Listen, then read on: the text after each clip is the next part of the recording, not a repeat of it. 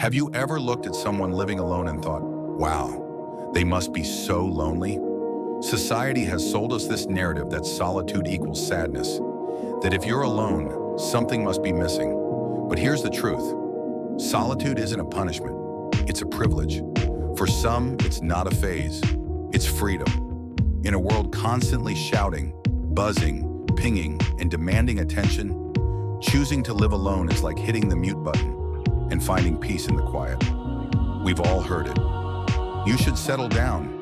Don't you want someone to come home to? Living alone must be hard. But let's get real. How many people living with others still feel utterly alone?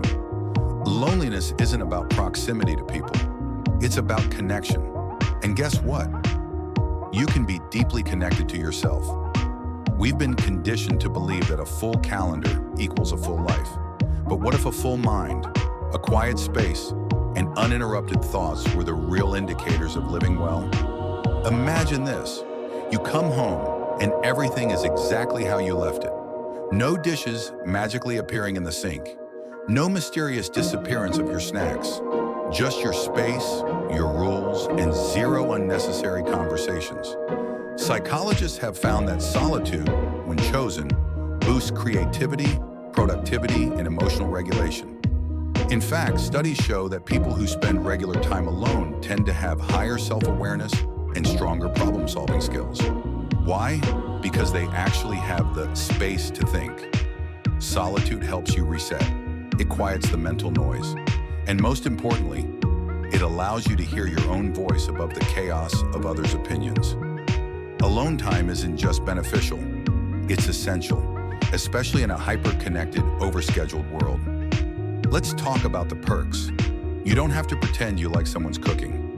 You can blast your weird music at 1 a.m. You can wear socks that don't match, or nothing at all. You can ugly cry during documentaries without judgment. Your living room can be a yoga studio, a dance floor, a reading nook, all at once. There are no arguments about the thermostat, no awkward bathroom conversations, no "we need to talk" moments that involve you pausing your Netflix binge. Let's bust a myth. If you live alone, you must be emotionally distant. False. People who live alone often have deeper friendships because they choose their connections carefully. They show up intentionally, not out of obligation. And here's another. You're missing out. On what exactly? Anxiety about being judged? Fights over dirty laundry? Sharing your fries when you clearly ordered your own? Living alone doesn't mean lacking love. It means you've learned to love yourself enough to not fear your own company.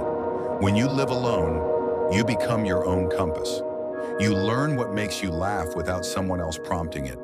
You learn what triggers you and how to handle it without projecting it onto someone else. You get to know yourself, what you like, what you hate, what dreams wake you up at 3 a.m. You become more resilient, more intuitive, and, let's face it, more interesting.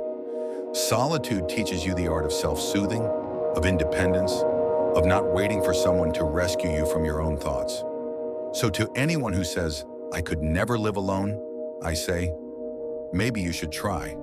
Not because you'll love it immediately, but because you'll learn something about space, about silence, about strength.